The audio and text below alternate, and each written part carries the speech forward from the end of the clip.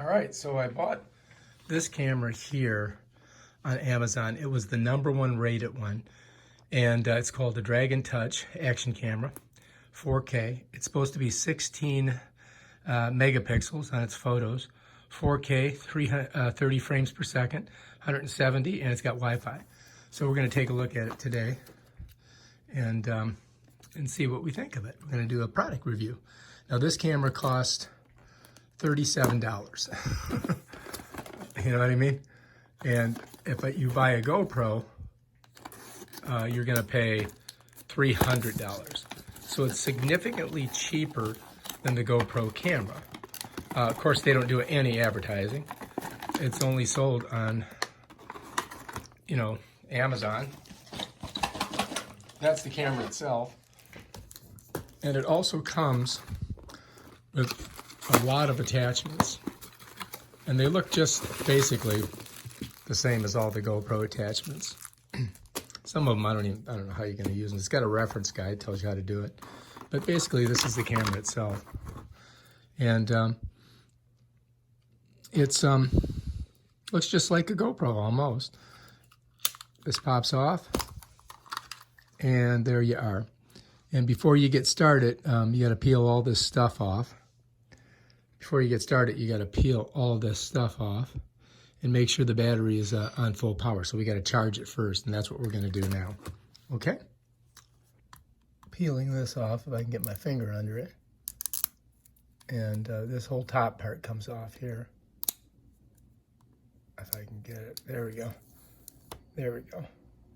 So we might want to keep that and read it. But we've got to get the battery charged and then put an SD card in. All right, so the way you charge it is it has this port right here, and I've got one of these little things here to hook it into. So I'm just going to plug it in. And it doesn't feel like it has a battery in it. I guess I got to get a battery for it. Oh, wait a minute. Something happened there. Let's see if the battery's in it. This is where the battery goes here. But it's kind of hard to get it out of there. I'm going to have to use a tool, I think. Luckily, I have my handy toolkit that I use for working on my Apple, my precision, my premium precision toolkit that I got on Amazon. Where else would I get anything? And it comes with this tool here, and I should be able to pop it open with that. So let's go ahead and see if we can do it. There we go. Yep, so there's no battery in it. We got to get a battery in there. Otherwise it won't charge, right? So it does come with a battery.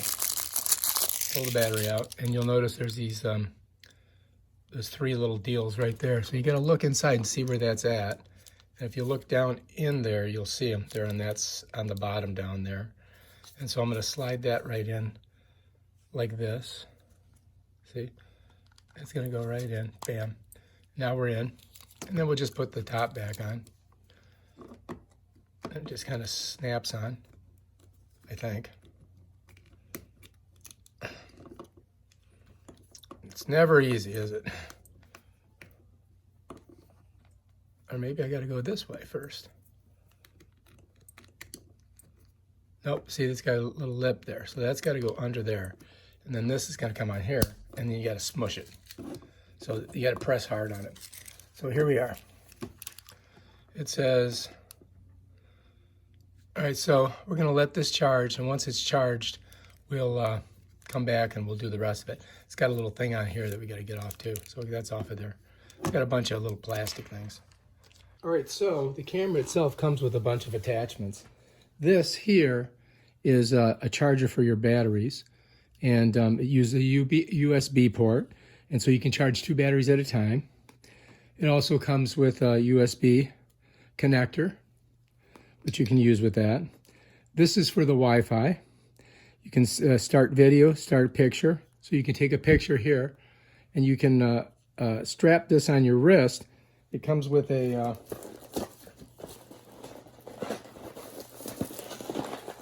oh, here it is.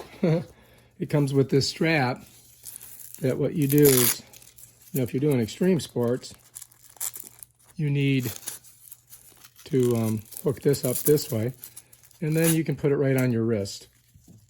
You know what I mean? Goes like that. And then when you want to take a picture, bam, bam. And so that's for your Wi-Fi enabling. Put that over there. It also comes with a couple of these ties. And this is a connector, which you can connect to your here, and you put it on your board so that if it breaks, you still got your camera, you don't lose it. It comes with a lens wipe. It comes with extra sticky pads. These you can put on a surfboard or on a flat surface, and then basically you slide this type of deal inside there. Of course, this doesn't fit in there. Look, that's ridiculous. Let's see if this one does. So this is how this works. This is supposed to slide in there, but you can see it doesn't work very well. So these things I don't think are worth anything. This right here, you can mount your camera on, and you can put it on your surfboard or any flat surface. There's the extra battery. This thing here you can put on your bike. You know, like if you're riding your bike, you put it on the thing this way and point the camera out. So that works pretty good. And these are little attachments that you can hook together, you know, and you can make extenders on it. Here's one, like if you want to make it, you know, a lot higher, you can do it like this. You know, you just got to screw the screws in, and that's how it works. Here's one of the things. You just shove it through there, and that tightens it down. So I would put it through here like this, and then tighten it down. And that's basically how it works. This one here you can use on a selfie stick. You just screw it in, and then you put your camera on top. And so that's pretty much it. Oh, here's another one. This one you can put on a regular camera tripod, screw it in, and put your camera on top. And of course, it comes with a waterproof casing. And the waterproof casing closes like that, and you put your camera on the inside. This has got a little. I'll take it off. And you can see in the back your your screen. And this here is if you want to put the camera inside of here, you get better sound quality than if you have it in this case, because the case dampens the sound. So you can hook this up, and if you're not going to be using it in the water, you just shove your camera inside there. And that's basically the attachments that come with it. So you get a lot of stuff with this thing for 37 bucks, I gotta say. So we're going to take a look at it and see how it works. Unplug it. All right. So to turn it on, you've got to press this button. You got to hold it. So I'm going to go here so you can see. I'm going to press it. We're going to hold on to it, and then it's going to turn on. There it is. Now I can let go of it. And there we are. We're into the DragonTouch. And it's got a full charge. You can see the battery right there. It shows you that it's charged up. Now, to go through it and look at the different functions on it, you're going to go ahead and you're going to press this button, and it's going to change from page to page. So right now we're on video. So if I go down, and I'm going to press it once, and you can see down here, it's got the count, and it's the time. So we're going to go click it here, and now we're at photos.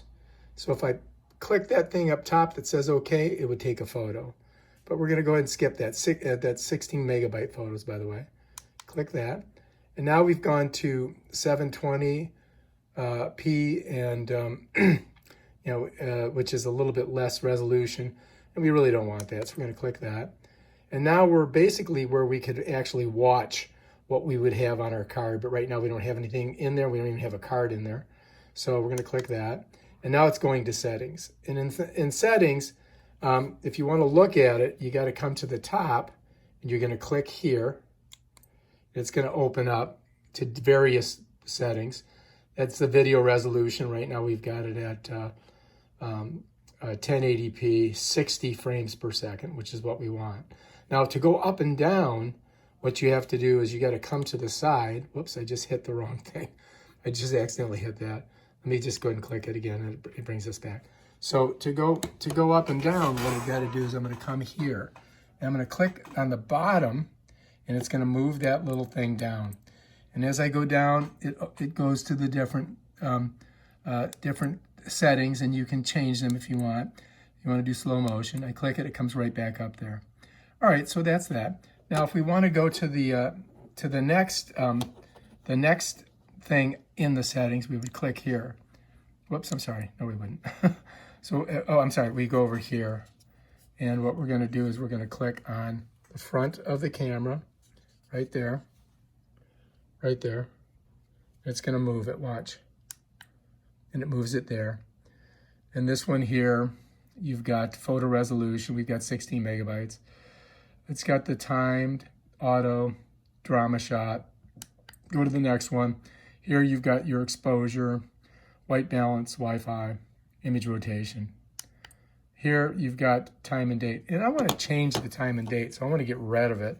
So that when I have my video, I don't want to have the time and date in it. So we're going to click here. I'm going to show you how to do that. Now I'm going to come in here. I'm going to click on this to open it up. Now it opens it up. And in here, I can go ahead and put the time in. It's in the first box, and it's right now it's 2020. So what I would want to do is click here to pop it up. There's, oh, whoops, I'm going down. There's 18, 19, 20. Now to get to the next box, what I got to do is click on top. So I'm going to click here, and it pops to the next box. And then it's got the date, and today is January 1st. It's January, so I'm going to go to the next one, and I'm going to look at that, and it's got the 2nd. And actually, it's not the 2nd, it's the 21st. So I got to go to the 21st.